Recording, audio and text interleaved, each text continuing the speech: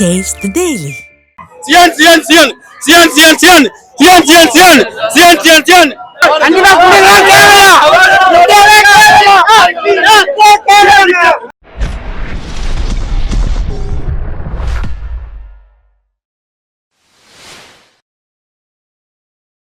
GV Prakash சொல்லவே தேவையில்ல bro. எல்லா படம் வருது மியூசிக்னால அவருக்கு தான். ஜிவி பேய் படம் தான் லெவல். அவ்வளோ பேய் படம்.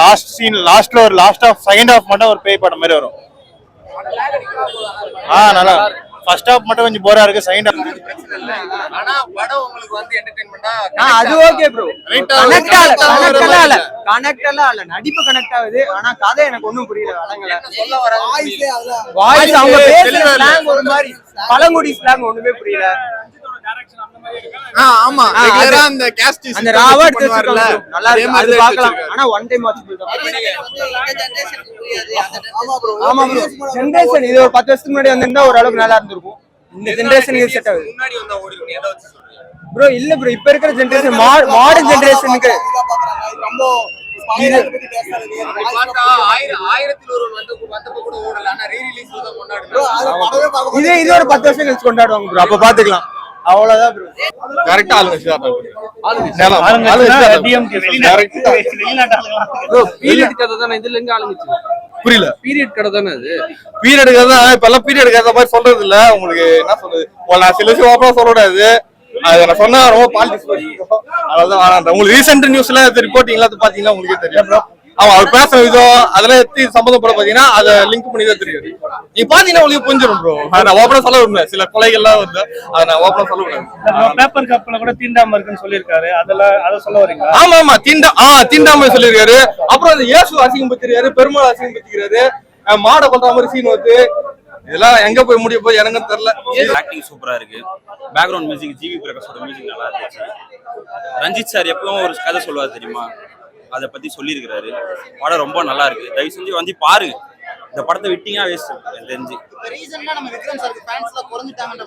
எனக்கு தெரிஞ்சு இதுக்கப்புறம் ஃபேன்ஸ் குறையில அவருக்கு, படம் இல்ல அவருக்கு. அதனால இப்போ ஃபேன்ஸ் கன்ஃபார்ம் இருக்கு அவருக்கு. அதெல்லாம் இல்லாம படம் ரொம்ப நல்லா இருக்கு. ஆஸ்கார் கன்ஃபார்ம் இருக்கு.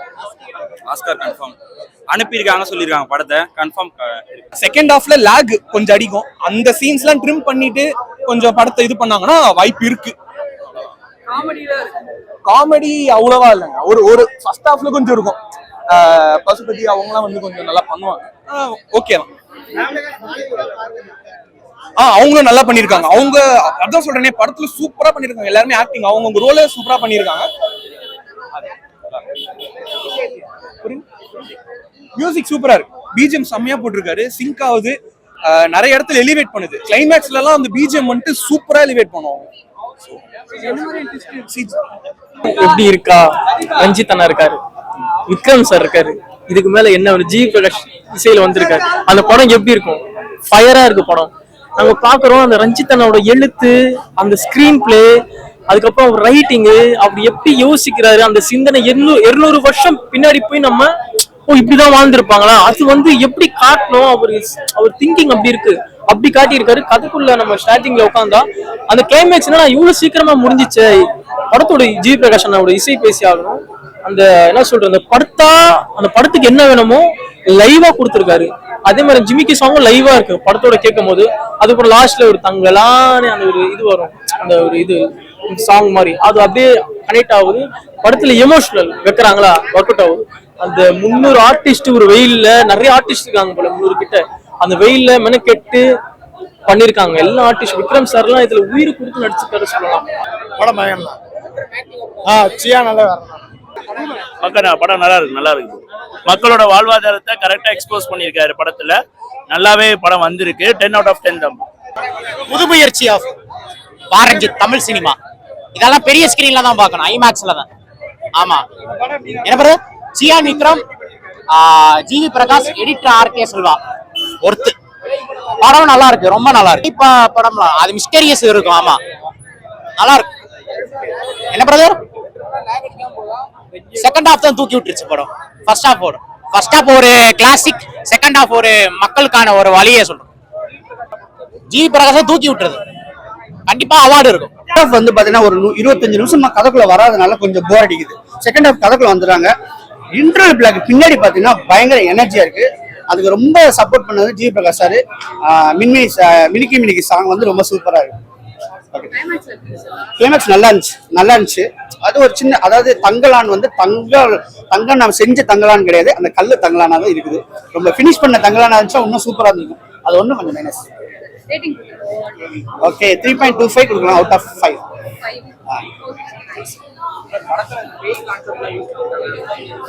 படத்துல மித்து வந்து கொஞ்சம் லேகா இருக்குது. அது ஒரு சீன் தான் இந்த காலத்துல வந்து, ஏன்னா அவர் ஒரு புரட்சி டைரக்டர், அந்த மித்தை வச்சு பண்ணியிருக்காரு. அது கொஞ்சம் லேகா இருக்குது. ஆனா மித்துல வர்ற மாளவிகா மோகன் வந்து வேற லெவல்ல பண்ணியிருக்காங்க.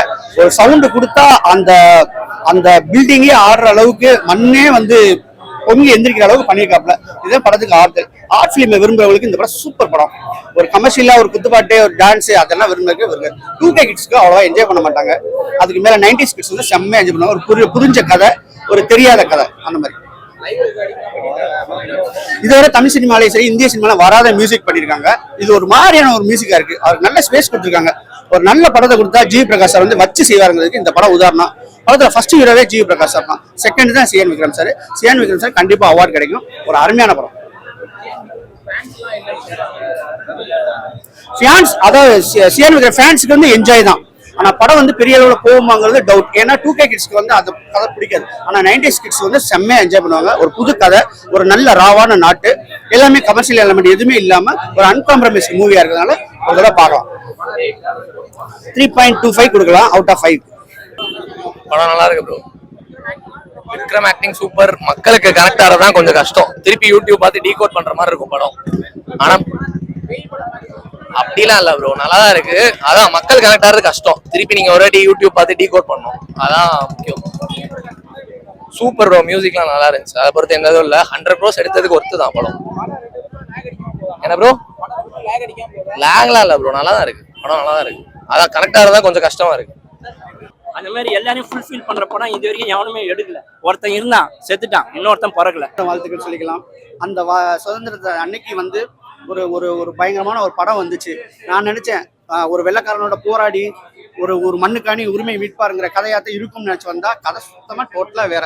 ஒரு சின்ன பஞ்சு 200 வருஷத்துக்கு முன்னாடி வட ஆற்காடு மாவட்டத்தில் உள்ள மக்கள் எல்லாம் சேர்ந்து எப்படி கஷ்டப்பட்டு இந்த கோலார் தங்கவேலை கண்டுபிடிச்சாங்க, அதுக்கான எவ்வளவு உழைச்சாங்க, அதுக்கான எவ்வளவு பாடுபட்டாங்க. ஒரே ஒரு சிங்கிள் நாட்டை வச்சு இந்த படத்தை பண்ணியிருக்காரு ரஞ்சித் சார்.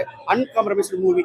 எதை காம்ப்ரமைஸ் இல்லை. ஒரு கமர்ஷியலான எலமெண்ட் சேர்த்து படத்தை ஓட வைப்போம், இதை சேர்த்து ஓட வைப்போம். ஒரு தெலுங்கு வில்லனை போட்டு தெலுங்குக்கு பிசினஸ் பண்ணுவோம், ஒரு ஹிந்தி வில்லனை போட்டு பண்ணுவோம், இல்லை ஹிந்தி ஹீரோனை போட்டு பண்ணுவோம். எந்த காம்ப்ரமைஸும் இல்லாமல் நான் தமிழ் மண்ணுக்கான ஒரு படம் எடுத்து கொடுத்துருக்காப்புல. நம்ம வரவேற்கணும்.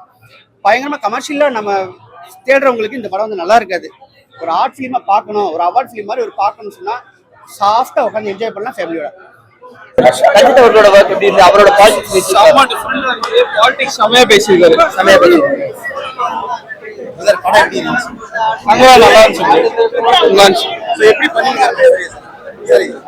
விக்ரம் சார் செமையா பண்ணியிருந்தாரு. பாரஞ்சித் சார் கூட சூப்பரா பண்ணியிருந்தாரு. செம்ம டிஃப்ரெண்டா இருக்கு. கான்செப்ட் வைஸ் வந்து காலால என்ன பார்த்தோமோ அதே மாதிரி தான் சொல்லியிருக்காரு. ஆனா டிஃப்ரெண்டா பண்ணிருக்காரு. ஒரு பீரியட் மூவி அவருக்கு செமையா இருந்துச்சு. பெரிய படமா அமையும் ப்ரோ. விக்ரம் சார் செமையா நடிச்சிருந்தாரு. அதே மாதிரி பாரதியும் நல்லா ரோல் பண்ணிருக்காங்க. அவங்களுக்கு கொடுத்த போர்ஷன்ஸ் பக்காவா பண்ணிட்டாங்க. நல்லா இருந்துச்சு. ஆமா ஆமா ரிசல்ட் இருந்துச்சு. இதுல டார்கெட் ஆடியன்ஸ் இல்ல ஃபேமிலிஸ் தான் ப்ரோ. அது யூசுவல் அந்த ரஞ்சித் சாரோட அந்த இது இருக்கும்ல, அந்த டச் அது இருந்துச்சு. நல்லா பண்ணிருந்தாங்க. எந்த படத்துலயும் இல்லாத ஒரு விஷயம் இந்த படத்துல இருக்குன்னா என்ன விஷயம்? பீரியட் மூவி தான். ஆனா ரொம்ப இந்த எக்ஸாஜரேஷன்லாம் இல்ல. இவங்க அடிக்கிறது அந்த மாதிரி பெரிய எக்ஸாஜரேஷன்லாம் இல்ல. கொஞ்சம் ரியாலிட்டிக்கு கொஞ்சம் க்ளோஸா இருந்துச்சு. அவரோட அந்த யூசுவல் அந்த பாலிடிக்ஸ். தங்கலான் படம் பார்த்துட்டேன். படம் பயங்கரமா இருக்கு. நடிப்பின் பிதாமகன் அப்படின்னு ஒரு டைட்டில் வைக்கணும்னா அது விக்ரம் அண்ணனுக்கு தான் வைக்க முடியும். ரொம்ப ரொம்ப சூப்பரா உயிரை கொடுத்து நடிச்சிருக்காரு. படம் ஓவராலா சூப்பர். ரஞ்சித் டைரக்ஷன் சூப்பரா பண்ணியிருக்காரு. ஜிவி அண்ணா மியூசிக் படத்துக்கு ஒரு பெரிய பிளஸ்ன்னு சொல்லலாம், பெரிய பலம். தங்கலான் படத்துக்காக ஒரு பாட்டு ஒன்று நானே ரெடி பண்ணியிருக்கேன், அதை பாடிடுறேன். தங்கலான் தங்கலான் சியான் விக்ரமின் தங்கலான் ரஞ்சித் அண்ணனின் தங்கலான் தங்க தங்க தங்க தங்க தங்கலான் தருமாறு ஆக்டிங் இல்ல தங்கலான் தரமான சம்பவம் தங்கலான் தங்க தங்க தங்க தங்க தங்கலான் ஜிவி பிரகாஷ் மியூசிக் இல்ல தங்கலான் தங்க மாதிரி பண்ணிட்டாங்க. ஒரு என்னடா இது படம் பார்க்குறோம் இவ்வளவு சீக்கிரம் முடிஞ்சிட்டு இருக்கு, என்ன இப்படி இது எப்படி எடுத்திருப்பாங்க, அவரோட ரஞ்சித்தானோட கற்பனை என்ன கற்பனை, நம்ம படம் பார்க்கும்போதே நம்மள யோசிக்க வைக்க அந்த கற்பனைக்குள்ள போறோம். ஸோ லைவா பார்த்த மாதிரி இருந்தது. நான் அப்போலேருந்து ரொம்ப வெயிட் பண்ணிட்டு இருந்தேன், படம் எப்படி இருக்க போகுது. படம் பார்த்தோன்னே திருப்தி, நம்மளுக்கே தெரியல, சில சீன்ஸ் எல்லாம் கத்துறோம், கை தட்டுறோம், ஒரு கூஸ் பம்ப்ஸா இருக்கு. ஒரு பில்டப் ஷாட் அது ஒரு லைவா பண்ணிருக்காங்க. பில்டப் ஷாட் இருந்தா ஒரு விக்ரம் சார் ஒரு வாக் பண்றாரா, அது ஒரு ஒர்க் அவுட் ஆயிருக்கு. சூப்பரா இருக்கு படம் எல்லாம். தேங்க்யூ. விக்ரம் அண்ணன் இருக்காருனாலே அவர் பெரிய ஆக்டர். எப்படி சொல்றது, நடிப்பின் நரகாசுரன் அந்த மாதிரி ஒரு டைட்டில் கூட அவர் வைக்கலாம். செம்மையா நடிச்சிருக்காரு, உயிரை கொடுத்து நடிச்சிருக்காருன்னு தான் சொல்லணும். அந்த கேரக்டருக்கு என்ன பண்ண முடியுமோ, என்னென்னலாம் பண்ணுமோ எல்லாமே செம்மையா பண்ணியிருக்காரு. கண்டிப்பா அவார்டு. எல்லாருமே பர்ஃபார்மன்ஸ் வைஸ் ரொம்ப ரொம்ப சூப்பரா சிறப்பா பண்ணியிருக்காங்க. சூப்பர். கண்டிப்பா பாலிடிக்ஸ் இருக்கு. ஒரு தங்கத்தை காட்டியிருக்காங்க, கண்டிப்பா பாலிடிக்ஸ் இருக்கு. எல்லாமே பாலிடிக்ஸ் எல்லாமே பேசியிருக்காங்க. நல்லா புரியுது. கண்டிப்பா ஒரு தங்க சுரங்கத்துல நடக்கிற அநியாயம் அது பாலிடிக்ஸ் தான். கண்டிப்பா. சரி. 2.5 மணி நேரம் போறீங்க லாகிங் இருக்கா? ஃபர்ஸ்ட் ஹாஃப் கொஞ்சம் லாகா இருந்தது, பட் செகண்ட் ஹாஃப் வந்து மேனேஜ் பண்ணிட்டாங்க. ரேட்டிங் 10க்கு 8 கொடுக்கலாம். சூப்பரா இருக்குண்ணா, செம acting bro. Vikram sir and plus அந்த பார்வதி 2 பேருக்குமே நல்ல அவார்டு கொடுக்கலாம் ப்ரோ, நிறைய அவார்ட்ஸ் கொடுக்கலாம். இல்ல அதெல்லாம் இல்ல ப்ரோ, பக்கா லைக் சார்பேட்டா மாதிரியே நல்லா போகுது. 10 out of 10 ப்ரோ. நல்லா இருக்கு, பரவாயில்ல. என்னதுன்னா இல்ல லாகலாம் போல, பரவாயில்ல. ஓகே. சூப்பரா இருந்துச்சு. வேற லெவல். செகண்ட் ஹாஃப் ரொம்ப லாக் பண்ணிட்டாங்க. ஒரே விஷயத்த திரும்ப சொல்லி ஒரு மாதிரி நம்மளுக்கே ஒரு மாதிரி ரொம்ப போர் அடிக்கிற மாதிரி வச்சுட்டாங்க. மியூசிக் சூப்பரா இருந்துச்சு, மியூசிக் வேற லெவல். அதெல்லாம் விக்ரம் ஆக்டிங் சொல்லவே வேணாம், எந்த படத்துலயும் பார்க்காத அளவுக்கு சூப்பரா பண்ணிருக்காங்க. ஆமா, அவர் சொல்ற அதே கருத்தை தான் எல்லா படத்துல சொல்ற அதே கருத்து இந்த படத்துலயும் வச்சிருக்காங்க. என்ன நிறைய வச்சுட்டாரு, 2 இடத்துல 3 இடத்துல அக்செப்ட் பண்ணிக்கலாம். அதை தாண்டி பாக்குறப்போ நம்மளுக்கே அவங்களே பாக்குறப்போ ஒரு மாதிரி என்னடா இதே சொல்லிட்டே இருக்காரு திரும்ப அப்படின்னு ஒரு மாதிரி ஆயிடும்.